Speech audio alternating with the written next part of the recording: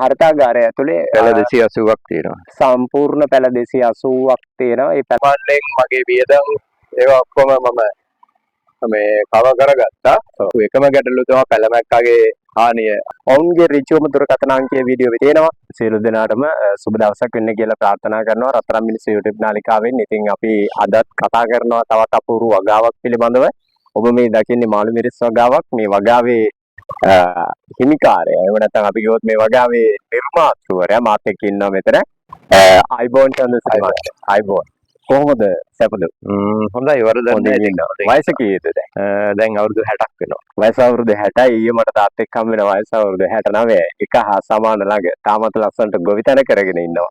මේ වර්ගාඩි 2000ක හර්තාගාරයක් ඇතුලේ මාළු මිරිස් වගාවක දෙවෙනි පළදාව. එහෙම නැත්නම් මුල් අස්සෙන්ෙන් පස්සේ ගස් කප්පාදු කරාට පස්සේ නැවත දෙවෙනි අස්සෙන් දෙවෙනි මුරේ එහෙම නැත්නම් අපි කිව්වොත් එහෙම තමයි මේ හැදිලා තියෙන්නේ. ඔබට පේනවා බලන්න පුළුවන්. අපි අහමු මේ වගාව හරියටම කොහොමද කරේ? එතකොට ඒකේ පිළිවෙල කොහොමද? වතුර ලබා දෙන්නේ කොහොමද? සහ මේකේ හර්තාගාරය ඇතුලේ උෂ්ණත්වය කොහොම රඳා පවතින්න ඕනද? චන්ද්‍රසිරි මහත්තයා අපි ලබා දෙමුකෝ පණිවිඩය කොහොමද මේක කරේ? කිව්වේ සාමාන්‍යයෙන් මම මේක දැන් හදලා මේ පැලවලට දැන් මට දින මාස 9ක් විතර වගේ වෙන්න එනවා. මම මුලින් පළදාව ගත්තා. ඇත්තටම හොඳටම කරා. කිසිම ගැටලුවක් තියුන්නේ නැහැ. අපු එකම ගැටලුව තමයි පැලමැක්කාගේ හානිය ආවා.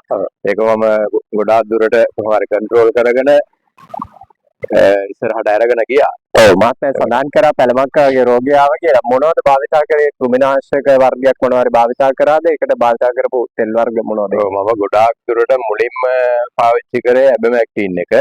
ඇබමැක්ටින් එකයි මේ මිලාක්ට්‍රොප්‍රීඩ් ඒ වගේ ඒවා තමයි ගොඩාක් පාවිච්චි කරේ. ඊට පස්සේ මල් වෙන කාලෙට ටිකක් කන්ට්‍රෝල් කරගන්න අමාරු වුණා. පැලමැක්ක අර කළු පැලමැක්කෙක් ආවා. එයා තනිකරම මලටම තමයි හානි කරන්න පටන් ගත්තේ.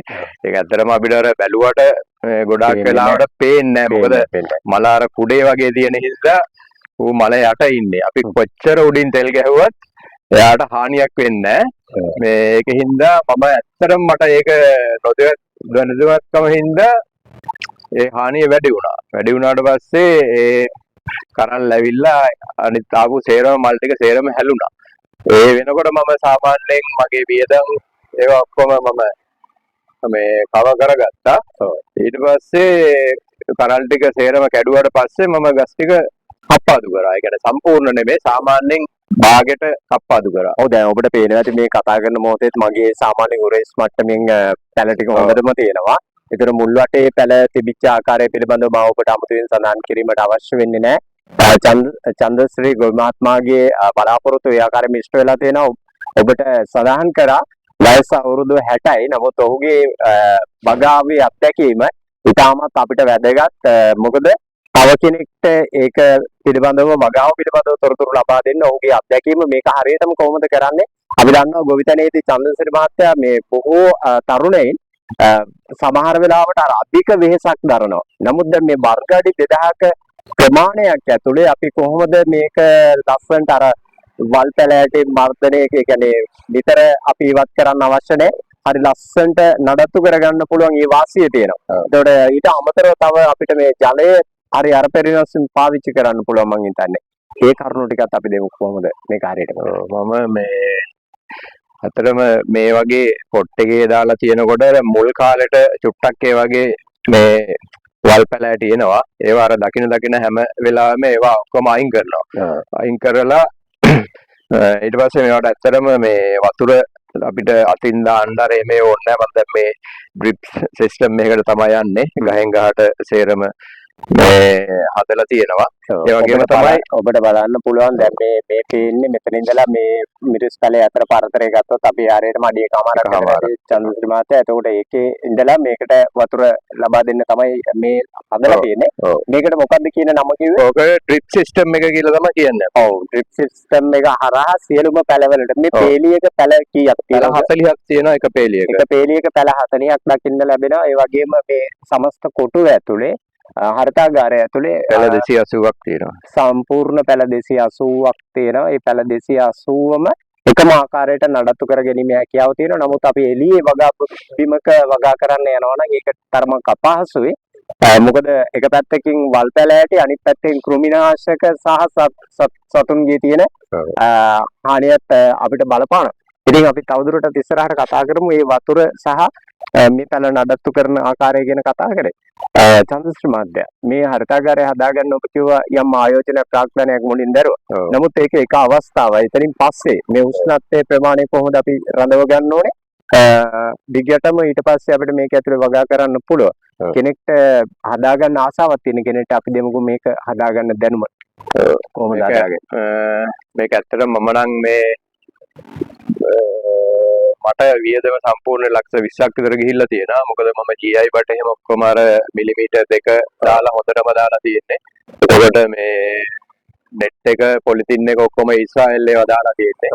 මේ එහෙම කරලා මම හදාගත්තේ. මොකද මම ඇත්තටම අවුරුදු 5ක් 6ක් කිසි ආය අමතර වියදමක් නැතුව හරියට කරගෙන යන්න පුළුවන් මට්ටමට හදාගත්තා. ඉතින් ඇත්තටම මට මේ වෙන කිසිම ගැටලුවක් නැහැ. මම හොඳටම මේ ඒක කරගත්ත නිසා මේ එතකොට මේක ඇත්තටම දැන් මම වතුර ලයින් ඔක්කොම මට අර අතින් දාන්න ඕනේ සේරම මම අර ඉලෙක්ට්‍රොනික සිස්ටම් එකට හදාගෙන තියෙනවා. ඊට අමතරව රස්නේ වැඩි වෙනකොට මම දාලා තියෙනවා හොගර්ස්.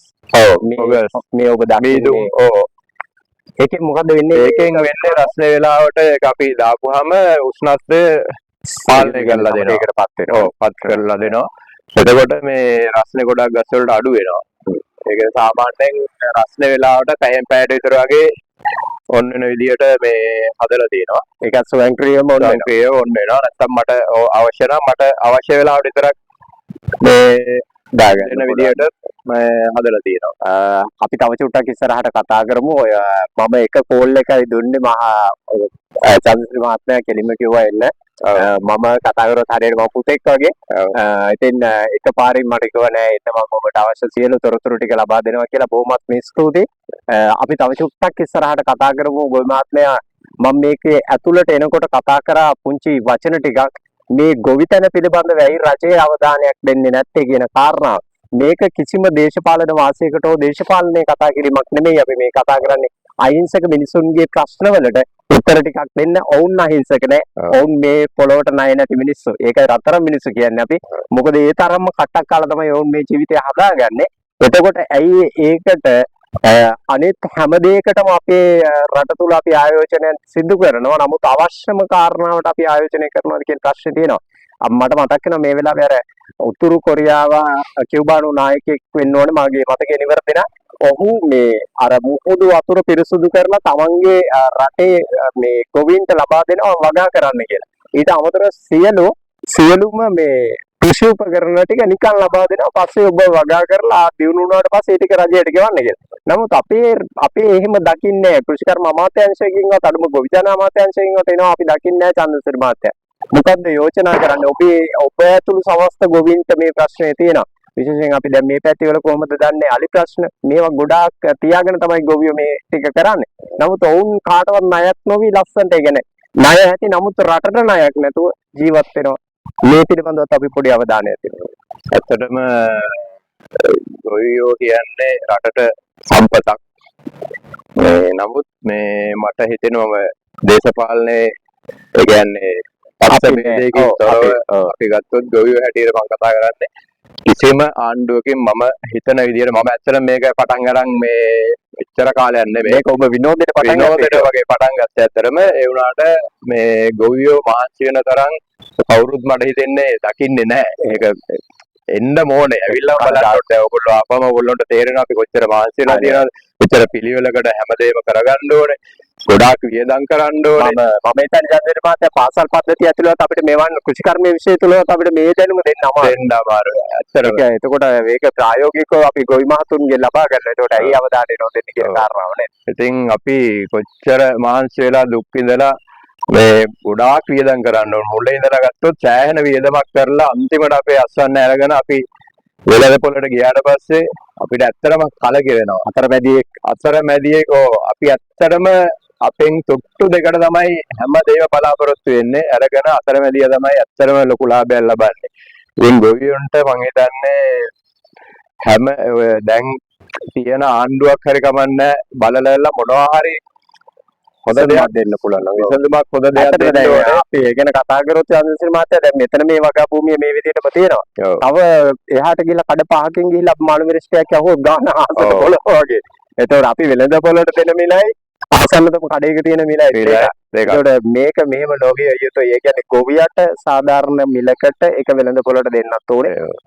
අතරමැදි ව්‍යාපාරික මහතුන් ඉන්නත් ඕනේ. ඉන්නත් ඔවුන් දියුණු වෙන්නත් ඕනේ. ඔව්. අර අසාධාරණ නැතුව සාධාරණව මේක කරනවා නම් මං හිතන්නේ මීට වඩා රටක් අපිට ඉස්සරහට ගන්න ඉස්සරහට පුළුවන් මේ ගන්න. ගොවිතැන තුලින්. ඉතින් රත්තරන් මිනිස්සු YouTube නාලිකාව තුළ අද දවසේදී අපි කතා කරේ මාළු මිරිස් වගාව පිළිබඳව.